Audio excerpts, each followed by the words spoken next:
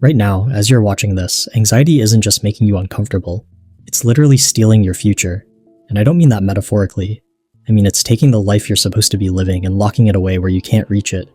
You wake up every morning with this invisible weight pressing down on your chest. Your mind immediately jumps to everything that could go wrong today. The presentation you have to give, the text you haven't gotten back yet, the bills that are piling up, the relationship conversation you've been avoiding, and by the time you've had your first cup of coffee, anxiety has already convinced you that your future is a minefield you have to tiptoe through instead of a playground you get to explore. But what if I told you that everything you think you know about anxiety is wrong, and that there's a 3-step reset that can give you back the future anxiety has stolen? Let me tell you about the day I realized my anxiety wasn't protecting me, it was imprisoning me. I was 28, sitting in my apartment at 3 a.m., wide awake for the 4th night in a row. My mind was running through every possible disaster scenario about a job interview I had the next day. What if I forgot what to say? What if they asked about the gap in my resume? What if they could tell I was a fraud who had no business being there? I had prepared for weeks. I knew the company inside and out. I had practiced every possible question. But instead of feeling ready, I felt like I was about to walk into battle without armor. That's when it hit me. This wasn't the first time. This was the pattern that had been running my life for years. Every opportunity that excited me also terrified me. Every step forward felt like walking toward a cliff. I wasn't living my life, I was just trying to survive it. The job interview?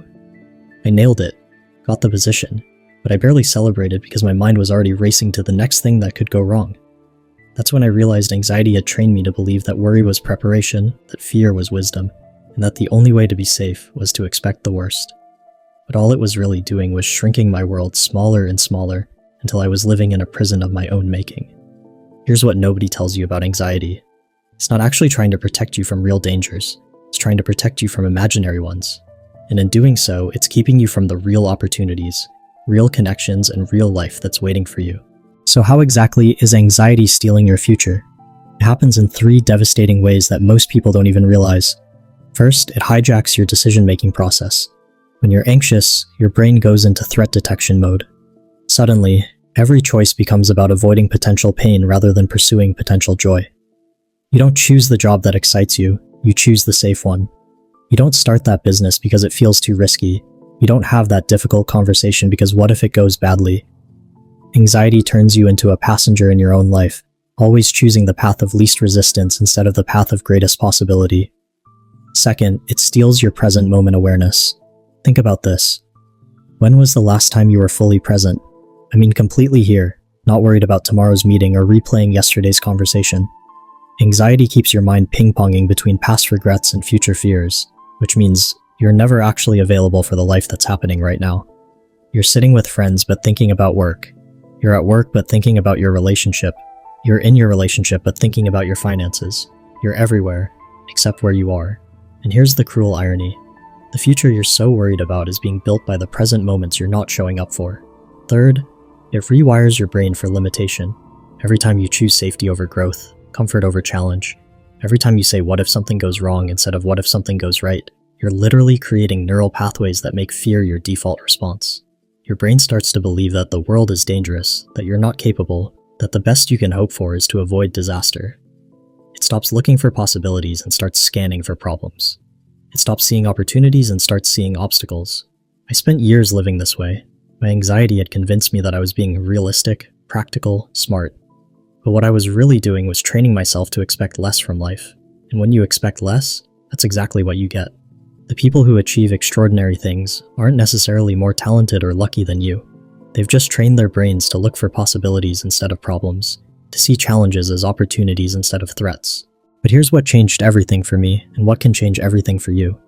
There's a way to reset your relationship with anxiety that doesn't require years of therapy or months of meditation retreats.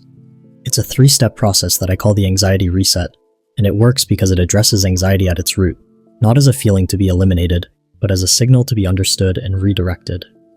The first step is the reality check, the second is the energy redirect, and the third is the future pull. These 3 steps don't just manage your anxiety, they transform it into fuel for creating the life you actually want instead of the small, safe life it's been convincing you to settle for. The first step, the reality check, is based on one simple but powerful realization. Most of what you're anxious about isn't actually happening. Let me prove this to you. Think about the last week. How many hours did you spend worried about things that might happen? Now think about how many of those things actually happened. If you're like most people, the ratio is probably about 100 to 1. Your anxiety is making you suffer through disasters that exist only in your imagination. It's like watching a horror movie and forgetting it's not real. Here's how the reality check works. When you notice that familiar tightness in your chest, that spinning in your mind, that sense that something bad is about to happen, pause. Don't try to make it go away, just notice it. Then ask yourself, what specifically am I worried about? Is this happening right now, or is this a story I'm telling myself about what might happen? And if this did happen, would I be able to handle it?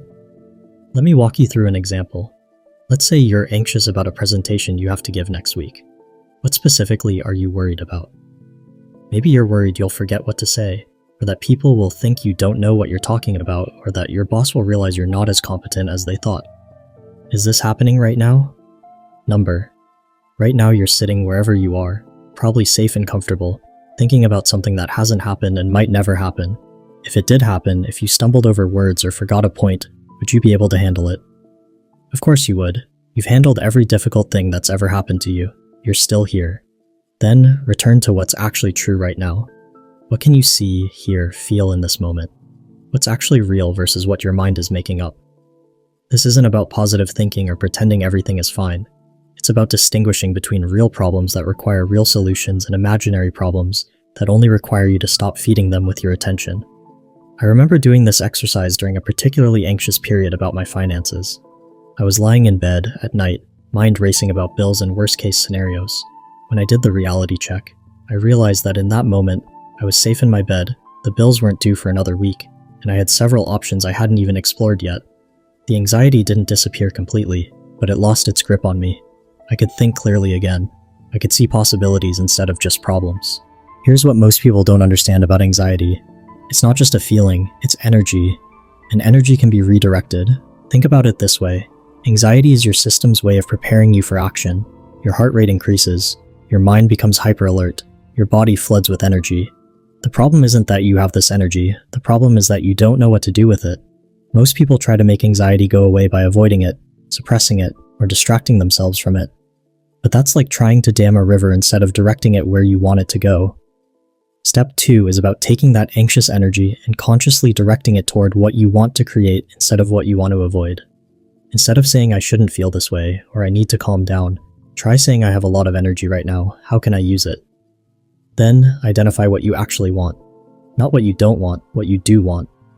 If you're anxious about a job interview, what do you want? To feel confident, to communicate your value, to find the right opportunity. If you're anxious about a relationship, what do you want? Connection, understanding, love. Then channel that energy toward that outcome. Use that heightened alertness to prepare in a way that serves you. I learned this lesson when I was anxious about launching my first online course. Instead of lying awake worried about whether anyone would buy it, I started using that anxious energy to improve the course, to connect with potential students, to create valuable content. The anxiety didn't disappear, but it transformed from something that paralyzed me into something that fueled me. Here's something powerful I want you to try. When you feel anxiety rising, immediately ask yourself, if I knew this was going to work out perfectly, what would I do right now? Then do that thing. Don't wait until you feel better. Don't wait until you're more confident.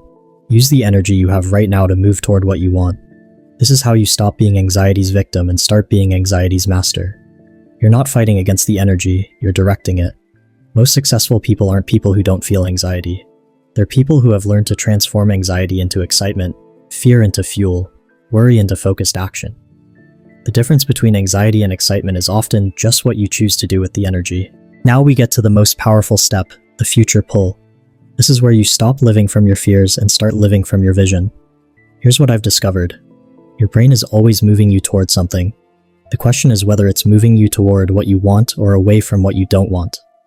When you're anxious, you're being pulled by a future you're trying to avoid. The future pull is about consciously choosing to be pulled by a future you're excited to create. Most people think about the future in terms of what might go wrong. What if I fail? What if they reject me? What if I'm not good enough? But what if we flip that script? The future pull works like this. First, create a vision that's more compelling than your fears. Not a goal, a vision. Something that excites you so much that it pulls you forward even when you're scared. Then make it sensory and specific. Don't just think about what you want, See it, feel it, hear it. What does your ideal day look like? How do you feel in your body when you're living the life you want? What are people saying about the work you're doing? And then take one small action every day that moves you toward that vision. Not huge leaps, small, consistent steps. The key is to let the vision pull you forward instead of letting your fears push you back. Here's what happens when you start living from the future pull. Your brain begins to look for evidence that your vision is possible instead of evidence that it's not. You start noticing opportunities you were blind to before. You start meeting people who can help you. You start having ideas you never had when you were focused on avoiding failure. But here's the most important part. You have to feel the future you want more than you fear the future you don't want. I want you to try something right now. Close your eyes for just a moment and imagine yourself 6 months from now, living without the constant weight of anxiety. You wake up excited about the day ahead. You make decisions based on what you want, not what you're trying to avoid. You're fully present with the people you love. You're taking risks that align with your values. You're creating something meaningful. How does that feel in your body? That feeling, that's what should be pulling you forward. I want to share something that can transform this for you. Every morning, before you check your phone or start thinking about your to-do list, spend just 2 minutes connecting with your vision. Ask yourself, what would someone living my ideal life do today? Then, choose at least one action that aligns with that vision. This isn't about ignoring reality or pretending problems don't exist. It's about making sure your vision is stronger than your fears, so that when anxiety shows up, it doesn't get to drive the car. So let's bring this all together. You now have the 3 steps that can transform your relationship with anxiety.